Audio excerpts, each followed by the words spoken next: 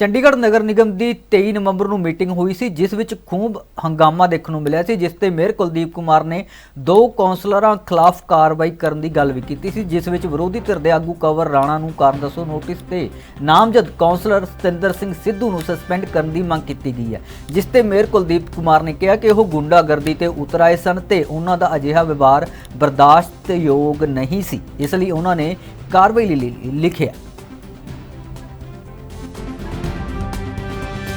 23 तारीख को ऐसा क्या हुआ था कि आपको इतना कड़ा रुख लेना पड़ा कि शो का नोटिस और सस्पेंड के ऑर्डर तक आपने गवर्नर साहब को मिला? जी बिल्कुल।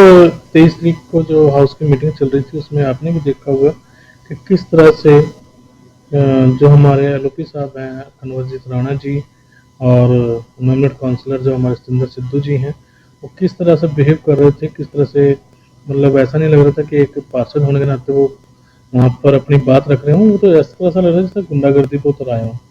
उन्होंने हमारे सेक्रेटरी साहब के सामने से माइक छीन लिया, एजेंडे की कॉपी उठा ली और समथिंग वहाँ पर इस तरह से उपद्रव मचाया कि उनकी भाषा भी इतनी अभद्र हो चुकी थी कि एक आप चेयर को एड्रेस ना करके और इतनी बुरी तरह से वो बोल रहे थे जो कहीं ना कहीं हाउस की गरिमा को तार तार कर रहा था, तो इसलिए वो सख्त कदम उठाना पड़ा।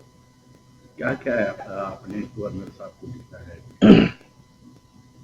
गवर्नर साहब को मैंने लिखा है कि जिस तरह से हाउस की गरिमा को ठेस पहुंची है उस हिसाब से नॉमिनेट काउंसलर तो हमें सिर्फ एज एडवाइज़र है, और हमें एडवाइस देने की बजाय वो पहल में आके जिस तरह से वो बातें कर रहे थे तो उनका तो नॉमिनेट काउंसलर होने का नाते से उन्हें खारिज किया जाए, तो वो नॉमिनेट काउंसलर नहीं बन सकते।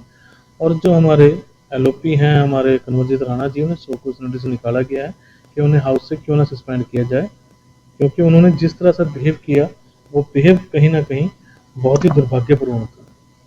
सर, जब से आप मेयर बने हैं हमेशा आपने कोशिश की है सदन चले, लेकिन इस बार लास्ट बार सदन ना चलना, इस पर ओपोजिशन का कहना है कि हमारे ऊपर बेबुनियाद आरोप लगाए जा रहे हैं, हमारी आवाज़, हमने लोगों की आवाज़ उठाई।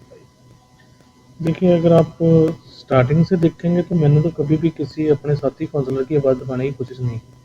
जितना मैंने अपने सत्ताधारी पार्टी को मौका दिया उतना विपक्ष को भी मौका दिया अपनी बात रखने का। महीने में एक ही तो मीटिंग होती है हमारी हाउस की, और उसमें भी अपना साथी काउंसलर अगर अपने वार्ड की बात नहीं रख पाता तो बड़ा दुर्भाग्यपूर्ण है। लेकिन जिस तरह का उनका रवैया था वो रवैया कहीं ना कहीं पार्षद के नाते से नहीं था, वो तो एक गुंडागर्दी पर उतर आए थे कि जो हम बाहर देख लेंगे, थ्रेट करना एक मेयर को, तो कहीं ना कहीं वो दुर्भाग्यपूर्ण था, तो उसके लिए मुझे स्ट्रिक्ट एक्शन लेना पड़ा। मेयर साहब, एक क्वेश्चन है, जिस तरह से गवर्नर साहब ने ग्रांट नहीं दी, अब किस तरह से आप अपनी आय बढ़ाएंगे? नहीं, देखिए ना, आप तो उनका पॉजिटिव रिस्पांस इतना अच्छा लगा कि आज आपको अगर अखबारों के माध्यम से पता लगा हो कि गवर्नर साहब ने हमारी बातें सुन के सेंटर में हमारी जो मिनिस्टर है श्रीमती सीतारमण जी, उनके आगे बात भी रखी है और हमारे नगर निगम के लिए अतिरिक्त बजट भी मांगा गया है। तो ये मैं समझता हूँ कि बहुत बड़ी बात है, गवर्नर साहब हमारी बात सुन के सेंटर तक पहुँचा रहे हैं। गवर्नर साहब ने ये भी कहा है कि जो कर्मचारी एक्स्ट्रा हैं वो छटनी होने चाहिए।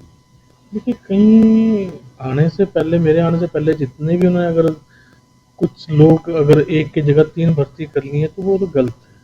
अगर हमारी जगह हमारे पास 1 लोगों की बिठाने की जगह है तो हम 3 लोगों को कैसे भर्ती कर सकते हैं? तो 2 जो अतिरिक्त रखे गए हैं, या ये मैं कह सकता हूँ कि जो घोस्ट एम्प्लॉयज़ हैं या समथिंग वो ड्यूटी पे ना आना, या कुछ लोग वैसे ही घर बैठे तनख्वाह ले रहे हैं, तो वो तो हटने ही चाहिए।